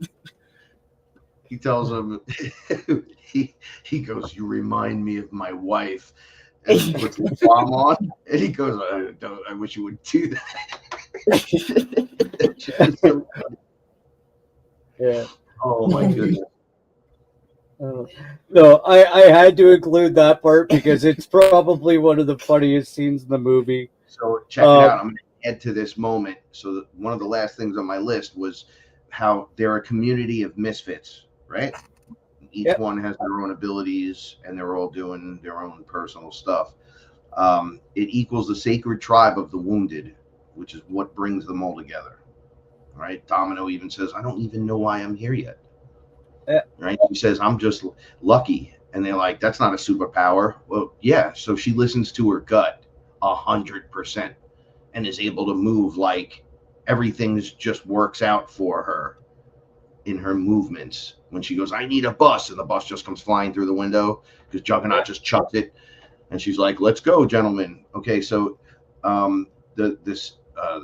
a sacred tribe of the wounded, the resurrected, and the transformed. So it's the theme in many shamanic mythologies, the tribe of survivors. X-Force. That is true. Like, that is awesome. I love how you put that together because it really does resonate. Like, you can see it, that there's always tribes of survivors throughout reality. Like, and we're going to be the next ones, you know. There's going to be people that do repeat this cycle, and there's going to be people alone. You can't. He's like, I can't beat him alone. You released the Juggernaut. Yeah. And then right now, I was going to do it. Now I need your help. So it's like you're forced to ask for help, just like in real life. Like, you can't expect people to know what's going on with you. If you need something, ask for it. If you're denied, you're denied. What's the worst thing that can happen? Being open and honest. And then they lay their cards on the table, and you don't need friends like that anyway. Right? So this is all highly relevant. The deeper we get into this, the crazier it's getting. Oh, absolutely. Like, so much of this makes sense when you take these movies and even the comics apart and see the stories they're telling. You know, I've had a guest on, I'm actually going to have her on again. She compared the Bible to Star Wars, and it made sense. Like, these stories are timeless. I don't want to be one of those, there's nothing new in this reality, but we often repeat the same tales. The same story retold in many different ways. That's exactly. Yeah. No, exactly. So I'm going to wrap up part 2. After another huge battle, Deadpool dies again. Having completed his Earth mission, he is able to swim the ethereal waters and I got pictures for this, and he can actually pass through the barrier. And when he does pass through the barrier, he returns to his original Wade Wilson form because he's completed his mission. Thing is, much like the reason I think I'm still here after 13 fucking times, he gets called back because of his F word. There's a mission that still needs completed, and a lot of the times it's your family and friends. They need you. The work that people like us and everybody listening to this right now is doing here, that's your mission. That's why we're here, guys. We are the superheroes. We're the ones in the costumes. I'm just wearing a Dawn suit. I'm not saying I'm immortal, but 13 fucking times. Okay? Not about being immortal. It's a metaphor for the soul never dying. You can't kill me. I'll just come back. Right? Yeah. It's like what I said to the reptilians. I said, are we going to keep going through this? Or do I make it my every life mission to go after you every lifetime that I remember anything? I'll just keep coming and coming and coming. Do you think you'll be gone before I'm gone? Like, how do you think this will work? And they were like, nope, we're good. Because infinite is a long time. And that's nothing for us. Right? Infinite's just a giant loop that occurs again, and then one more time, and then do it again for everyone. Right? Do it in reverse. So you think you could outdo that? No, only the creators can do that. And I realize and recognize that we're for as many as the creators as there are, let's say on this planet rising, we're outnumbered by 2/3, definitely. Yeah, making you like one of these characters, the archetype. Yeah. I was just trying. I think it was first you that told me, like a lot of people, it's like 50%. I think it's like you that told me it's like 20% of us are actually aware. Yeah. So, dude, in a Black Mirror episode, they go in to meet to find the love of their lives. They want to be matched up with, men and women. They want to meet each other. So they go to this place in the mall, and the AI in this place says, "I'll find your true love." Like that. So they lay down in these pods, and when they wake up, they're like in what they think is the real world. And then they're put on these dates all of a sudden, and they're recognizing like there's limitations. They're not allowed over the fence. They're not allowed over here. They're not allowed over there. Anyway, so as the story progresses, it's lifetimes. Like you have to like go on a date. You might have to stay with this person until the little red light goes off. Then you can switch. So some people are like with people for 30 years. Some people are with people for 3 seconds at the lunch. They never get to spend the time together. But by the end, it seems like the true loves find each other and want out of the machine. And they eventually, what they think is they jump the fence and they run away from the policing of the system, and they're raptured on the other side of the fence. And then you wake up in your pod, you're back in the place, and only 15 minutes has passed, but you just went through lifetimes trying to figure out all this stuff, but the AI was doing it. And then the guy looks over and he sees the girl in the place. She's already getting dressed and she's coming out, and he's just popping up, and they see each other, and he's like, "Oh, we made it." And then they hook up and became made for life. And then they charge them for it because he's like, "I told you I'd find your true love." That is whoa, but only 15 minutes passed. It was the craziest. And I'm like, look at that. It's a metaphor for this entire scenario. Love wins overall. The rapture is really just you blinking out of this holographic reality, frequency vibration, and just shifting into a new one. And you're back to where you were together because it's happening everywhere. Dude, crazy.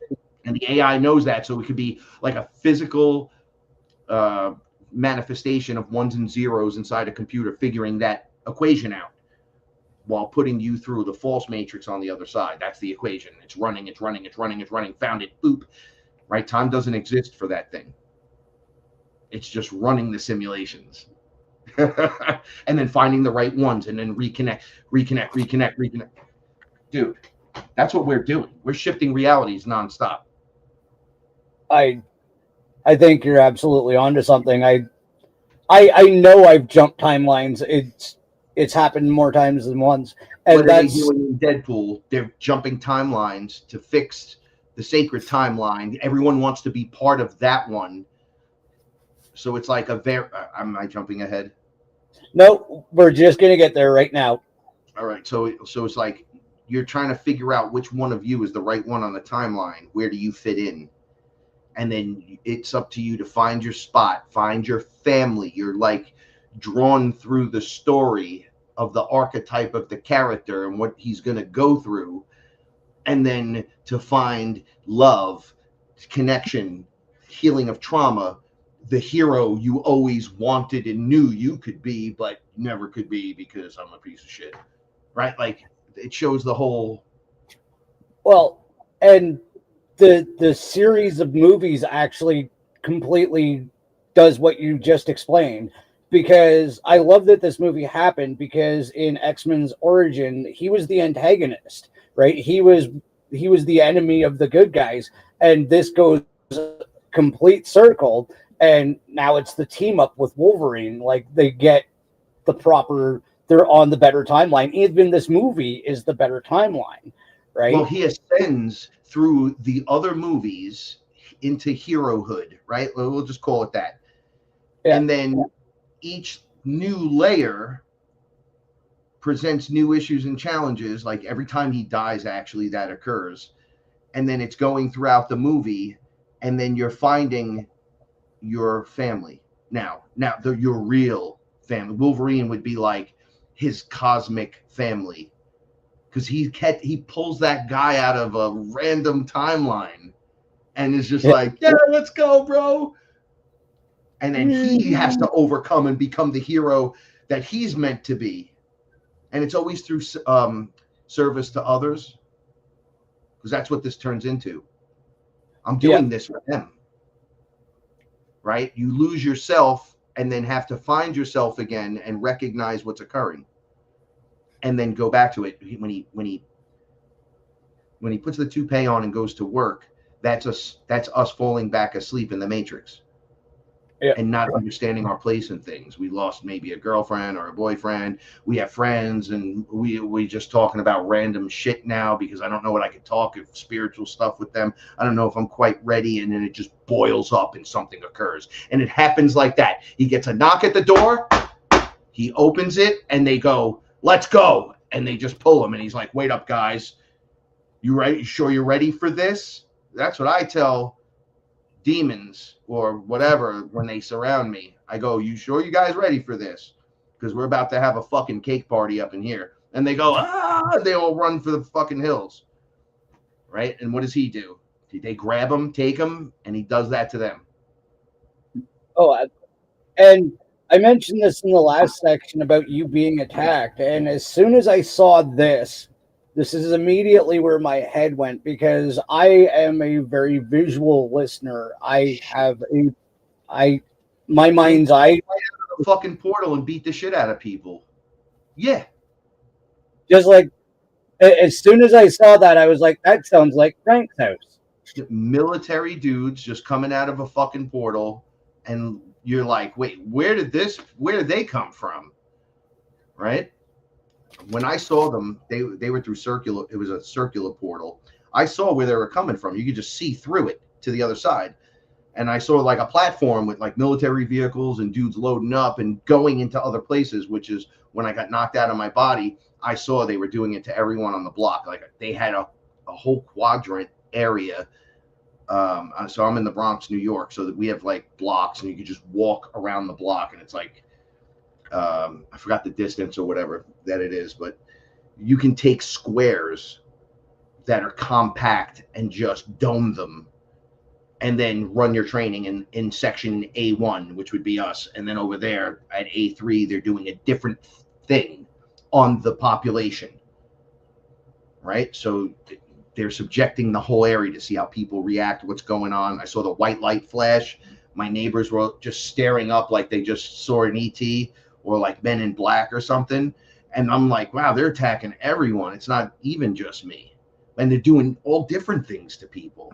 Like some of this shit is, they think they're getting abducted by aliens. There is an ET with them, but these are just military guys doing it. Yeah. Yeah. When they came in like that, dude, I lost the feeling of being safe for a long time. I'm like, oh, so there is no protection against that for us. No matter how tough or cool or spiritual, groovy I am or whatever, it doesn't matter. They'll just come through and punch you right in the face. It's like, this is what we can actually do to you, homie. You could be 100% spiritual, but physically, I'll just come in the room and throw you a beating. Just remember who you are and the place that you're placing this. And it's like, yo, what the fuck? But I get angrier when you let me, like, if I am still alive, or if I get out of the scenario, I keep it going. Even if it's quietly, like a rebel in a rebellion. It doesn't stop. You didn't scare me. There's got to be hundreds, thousands of us, millions of us going through this. I just saw them do it to a couple of hundred people. So why would nobody else be on it? You know, all the other missing time and stuff I had, a lot of it was in Canada when I was on tour. I told you about that, right? They went to the hotel and the guys tried to attack me. They like chased me into the hotel and I ran up to my room and I'm like, I got up to my room on the 7th floor so fast. It was like the Howard Johnson by the airport in Toronto. And I got my card in the door and the two dudes came out of nowhere from both sides and attacked me at the door. And I bopped in, we fought. And then somehow I was naked. This is the weirdest thing, guys. Within 10 seconds, and I was chasing one of them with the top of the broken toilet top. I hit him. I cracked him and knocked him down, and his friend dragged him out of the room, and then he snapped. Well, I went after the one that was like awake. The other one got up and took off. He took off. I was naked. They had me on camera and everything. They were like, dude, you're running around. I don't know how I got naked, right? Years later, I drank ayahuasca, and she says, you want to see what really happened? And they were ETs. They weren't guys trying to rob me, which is why nobody stopped them in the lobby. Nobody stopped. I'm like performing huge shows here. Like I'm at the UFC tomorrow night. Like all these things were happening to me. I'm like, I'm going to be on TV. I'm going with Shoni Carter. Like there's all these crazy things happening. And then I'm just standing there now naked and the cops are knocking on the door. And I'm like, and my clothes are folded perfectly, packed up on top of each other, just sitting on the floor. The whole bathroom was wrecked. Right? I'm like, yo, what happened? Then they show me 2 ETs. It wasn't 2 guys. It was 2 ETs. They attacked me and I freaked the fuck out. They got me so far into what they were doing to me. And I must have snapped out of it and smashed one of them in the head and chased them out into the hallway. Right. So I was like, I had no clue that happened. I invited a girl over for dinner one night and we saw the white flash. It was like 5 o'clock in the afternoon. At 8:30 at night, I just met this girl. I invited her over for dinner. It was like our first little, I was like, no silliness. I have this nice place and it's all whatever. And then I wake up naked on the edge of the couch, slumped over, and she's in my robe, which was in a box in the other room, taped shut in my closet. And she was completely naked and she had her legs open. She was like, and I snapped out of it. And I said, now I was in the height of Heist Click, my music group. I was like doing shows in the city. I was doing Pride Parade. There'd be like 3,000 people a day. I'm like, did you drug me? Wake up. Because we did have tequila, but we didn't drink it yet. It was still closed. I had opened a beer for me, opened a beer for her. So I was like, did you put something in my beer? She's like, no. Did we have sex? She was checking herself. She's like, no. Right? So when under ayahuasca, the same night, it was that same exact night ayahuasca showed me the other thing. She shows me the white flash goes off while I'm just talking to her. And we're frozen. I see all these little ETs walk in. They grab her, rip her clothes off. Like they just pull it off. And they all came off. They put her on the couch. They tag her. And then they look over at me. They're little. Like yay big. A little bigger than that. And there was a whole bunch of them. And they go, look who it is. And they just looked at me. I was frozen. All I could move was my eyes. They came up. They climbed up me and tagged me right. Bang. It went right up in here in the corner of my ear. And they were like, we didn't think we'd be getting this one. It's like a twofer. They were like, strip him down, take his DNA, put him on the couch. He'll think she drugged him and he's going to pick her up and throw her out. Watch, we'll bet on it. They were so positive I was going to be like, get the fuck up and get out. And what did I do? I got up, talked to her. I was like, put your fucking clothes on, get the fuck out of my house. Just like that. And she was like, bro, I don't even know what happened. I'm like, sorry, I can't be around this stuff. And I went, wow, they even knew how I react. How the fuck are they watching? Like, what is going on? Where'd they come?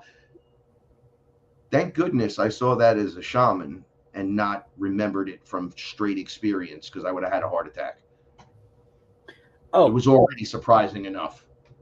I've shared my missing time story, the one where I was pissed off for 2 days a couple of times. I know about the Flash, and Phil, Cosmic Voice, said, oh dear, that was either a great fucking night or a great fucking night that you don't remember, or a really bad one. I would lean more to a really bad one.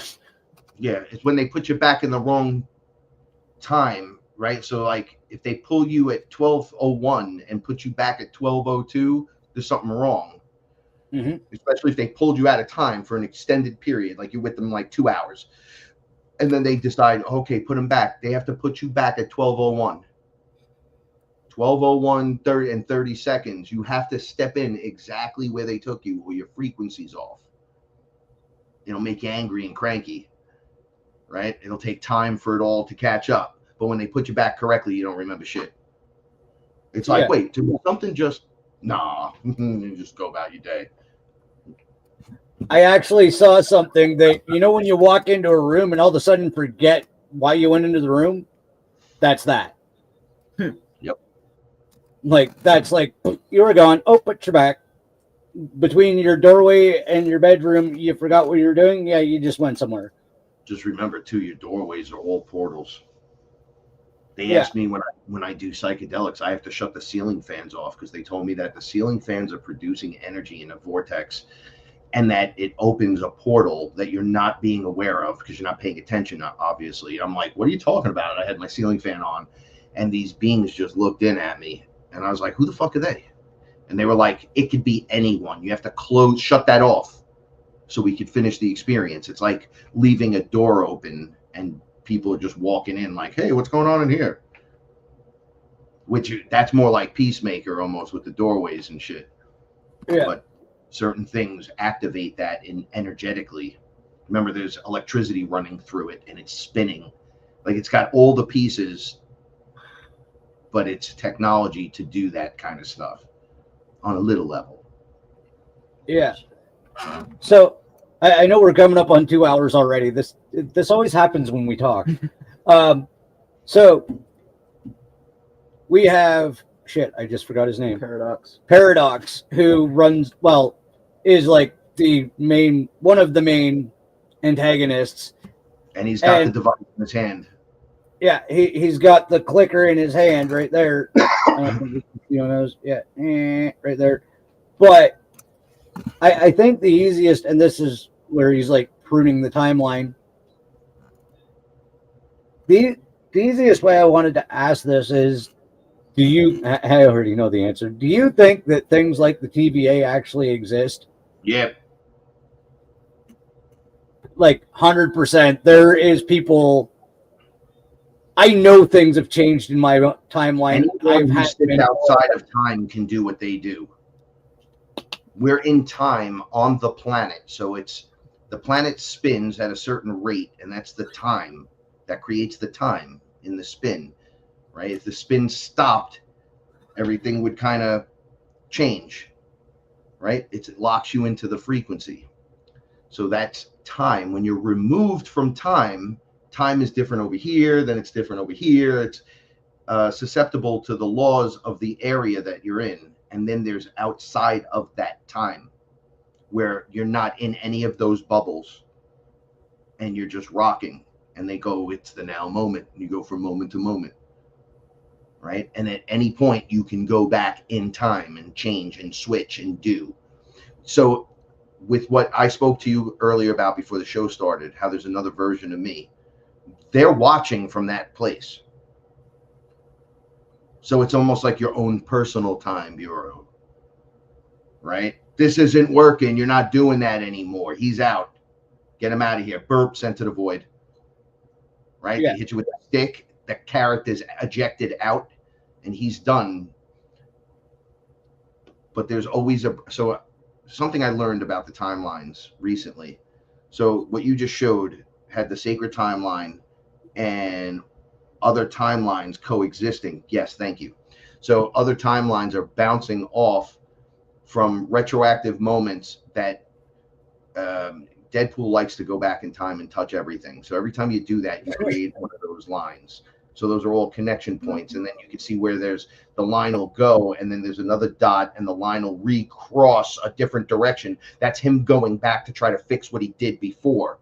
So the sacred timeline runs straight through the middle, right? So all of that is happening inside of one universe. That's not the multiverse. That's one universe. Kang does the multiverse. That is Deadpool's disorientation by changing all the things in time that he did when he had Cable's device at the end of the movie, and he was just like, let's go back and save her. When he does that, he created a divergent time where she now exists. But now you're there, right? But it's still, all your friends are still there, everybody's still there. You see how that works? But he's like, I gotta get on to the sacred timeline. They're like, Deadpool eventually fixes his timeline. It becomes one line with no branches. That was why he needed Wolverine. Yeah. But he was the one that really did it with the help of friends, once again, and family. The positive and negative charge, being able to have the celestial energy, because that's what they're making Wolverine's metal from. The adamantium is going to be from the celestial. And what is the positive and negative energy? It's the energy of creation itself.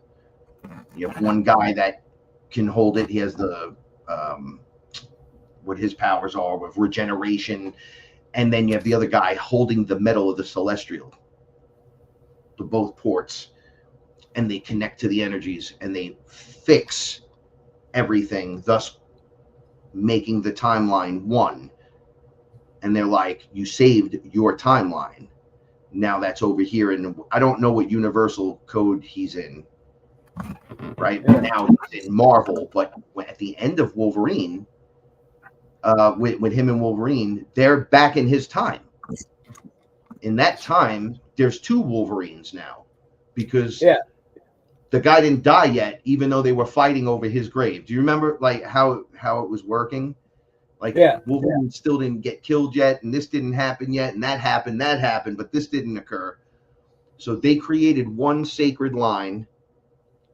Now that structure becomes its own thing, its own universal line up against the sacred timeline, right? Yeah. So that now presents a multiverse, because that singular timeline is now its own thing. So that is here. He's not in Marvel. He's in Marvel. It's the movie, but the timeline he's on is the one he fixed. That's not the Marvel timeline. That's not the sacred timeline he wants to be on. Yeah. So eventually there's going to be a collision of those two, but maybe that's when Thor cries. Universal, all those branches and shit, that was all in that one timeline, off that one line. So it was, you got Deadpools everywhere, Wolverines everywhere, all kinds of things everywhere now. And these characters jumping in and out. You're like, oh, it's the multiverse. It's like, nah, those were created because he touched stuff.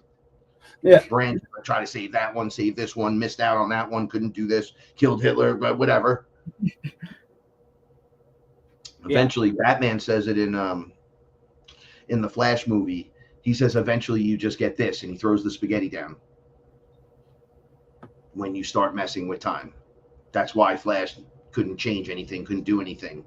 He had to go back and just fix everything and try to set it back best he can, because it turns into spaghetti. All those lines just shifting everywhere. You can't have all that. So what are we doing here, Don? We're collapsing timelines into a sacred timeline. Right now we're in the split, they're calling it. We're watching the split, just like our screen. You got the side, we're going to 5D. You got that side, they're going to go back into the loop and repeat. Right? But we want the sacred timeline. We want one, even though versions of us exist everywhere. That's the multiverse. So all the choice points and all that other stuff. Once we figure it all out and get into, let's say, the 5D frequency, that's just one line now. You could connect to all the other ones, but you're on the focus point. And that's the one, that's where you want to be. Yes. He has to show up in these ones now too. Yeah. He has to show up in everything that's online lately. Like he shows up for William's drum lessons. You mentioned the void, and there's a couple of things I want to touch on before we go, because like I said, going on 2 hours. First of all, as a Canadian, what the fuck is the CN Tower doing in the void? Okay. Not only that, in another scene, and I don't know if you caught this, but you should know the movie, they have the car from Planes, Trains, and Automobiles. They Wolverine and Deadpool walk past the burnt out jalopy that John Candy drives in Planes, Trains, and Automobiles. That's the beat up hatchback that they're walking past. Didn't they bring up John Candy in the second one too? Yes, and they brought up John Candy because, Canadians, right? This made me laugh. Yeah. Rest in peace, 20th Century Fox. Yeah, I hated them having the X-Men the whole time. But there's been good points.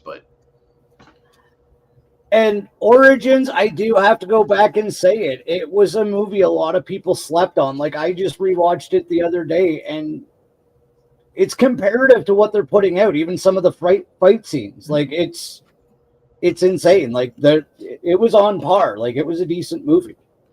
Now when Sabretooth's like, hey, you got insurance? And the guy's like, no. And he just goes, too bad. I was like, yeah! We're about to fuck some shit up. Yeah, man. So and then the pop culture thing with Deadpool is very important, I feel, as well, because he's referencing things and materials that we're all connected to. And I think that drives it home with a bunch of us. It's like we all have that nostalgic take. So we're connecting to him in his silliness that way, right? Like, it's an age group thing, but the what is it, B. Arthur? Isn't that his, like, he paid her for the shirt just to wear? It's like things that remind us of home, bringing it back. We're picking up on all that subliminally, and it feels good, like a nostalgic vibe through his banter. And the music too. Like, you think about the amount of those songs. Like, Kyla cannot stand that they used Angel of the Morning for the original fight scene in Deadpool, because some of that drives me nuts. Oh yeah, like it's like he's blowing kisses at Colossus and he's getting all weird with him. I'm like, come on, dude. But yeah. One of the things in my research of looking up for this episode, and she's like, yeah.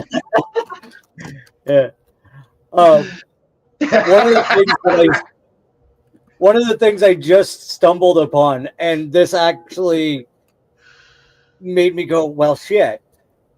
In the first one, when he's hunting down Ajax, he's like shooting all of his henchmen and traveling up the chain of command, right? And he even runs somebody over with a Zamboni. Somebody pointed out a huge problem with that. While he's killing everybody, he's yelling, "Where's Francis?"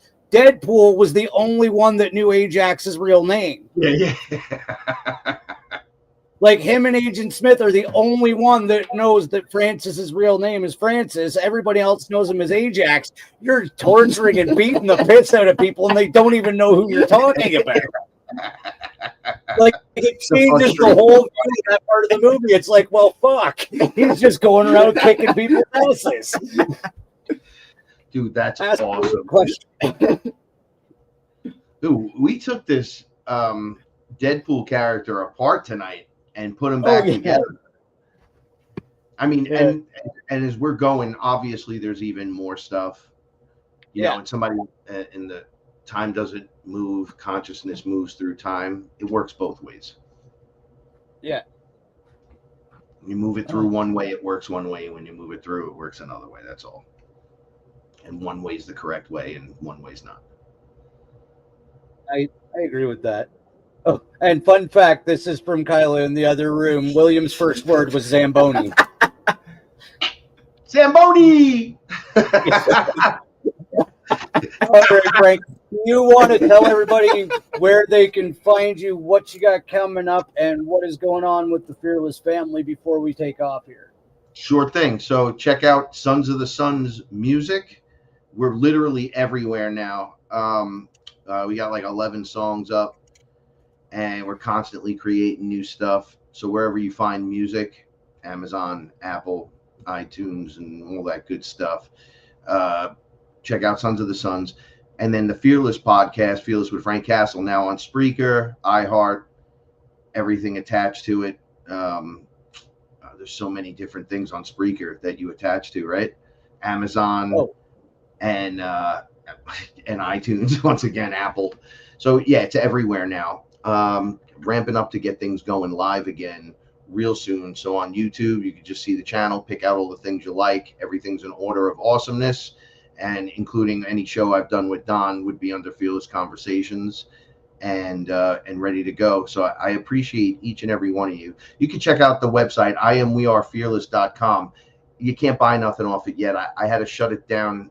The guys that were working with me, they all quit, kind of, and then I don't know how to work the website, so I'm fixing it and learning how to do it. But it's there if you want to just check it out. And I think sonsofthesuns.com is up too. You can go check it out. So Thank you. Oh, whoever put that up in the comment section, thank you so much. I love you for that.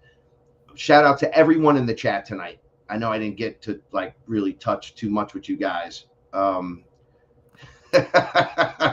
I appreciate each and every one of you. Thank you for being here and spending the time with us. Don, thank you for having me. Spinja, it's always a pleasure working with your other half. William, welcome to the team. Like, we're ready to go. We got the X-Men right here, bro. What are we waiting for? Where's Xavier? Get him on the phone. Oh, wait. That might be me.